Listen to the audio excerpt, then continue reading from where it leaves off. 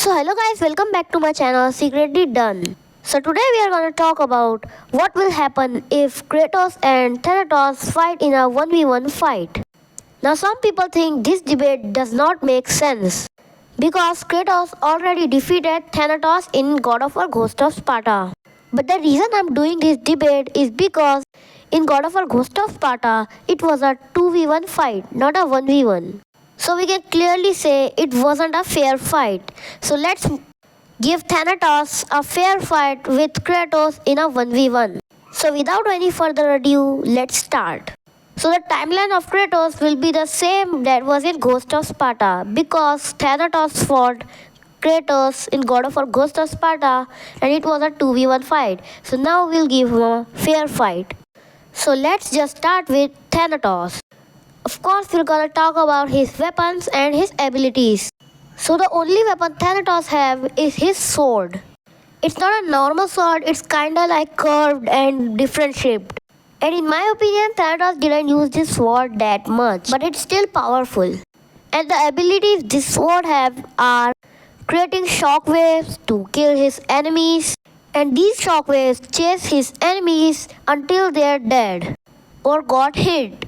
And Thanatos can blind anyone with this sword, like he did to Kratos.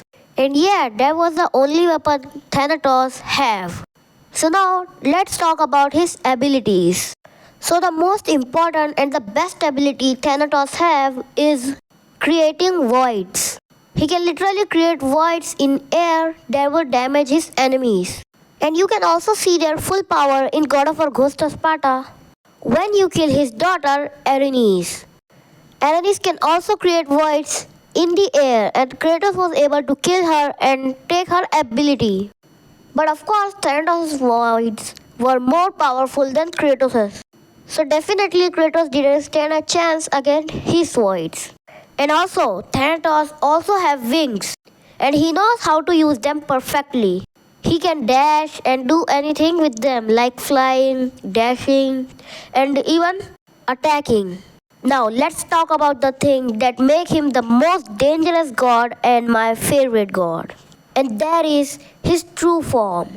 Thanatos was already so powerful that Kratos couldn't kill him or even damage him. Only with the help of demons he was able to land attacks on him. Because Deimos was distracting Thanatos and Thanatos was attacking Deimos, so Kratos got some chances to attack Thanatos. Otherwise, the normal attacks of Kratos wouldn't affect Thanatos by any way. And when Thanatos gets in this form, his skins get impenetrable. You heard me right, that's what Thanatos does in his final form. Only the fire of Thera that Kratos acquired in God of War Ghost of Sparta can help him penetrate the skin. And it's not completely his skin, it's some kind of armor he wears. And of course it looked like a dragon. And it also have horns. I don't know why they added that, but they did. So whenever Thanatos felt like he's in danger, he took his final form, or you can say true form. And when Thanatos attacked in that form, Kratos only had one choice, to evade his attacks, reflect them. Because the voids cannot be blocked. And one more thing to notice, Kratos killed Thanatos because he was in rage.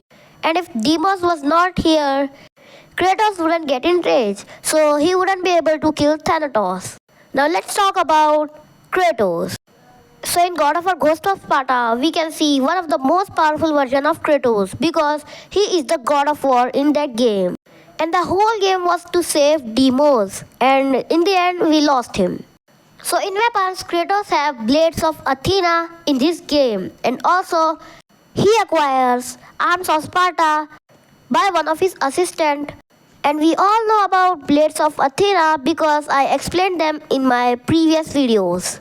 So let's just talk about Thera's Bane and Arms of Sparta. So Thera's Bane is some kind of fire that is so strong that it can even penetrate the skin of Thanatos. And just like its name, Kratos took it from Thera, who was holding Atlantis. Kratos freed her and also the Atlantis city fell. Now the most common ability we're gonna talk about Kratos is his super strength and his super speed.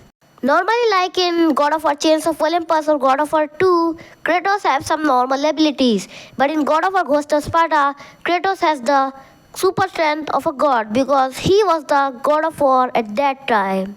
Now, the arms of Sparta are some kind of spear and shield that are unlimited. No matter how much spears you throw from arms of Sparta, it will never end. And also, to deal more damage, they are surrounded by a red aura. And in my opinion, I like the Blades of Athena more in that game. And let's talk about the magic Kratos acquired in the game.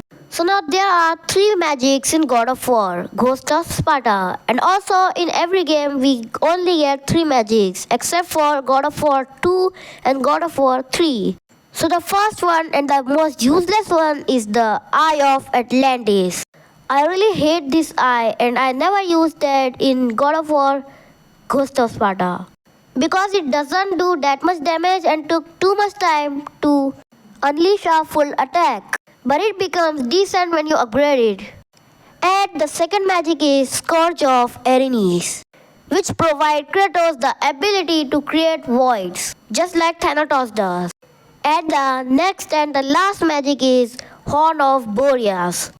It's almost like the Medusa's head in God of War 1, but it's different because you just spin this and enemies around you start becoming ice, not stone but ice.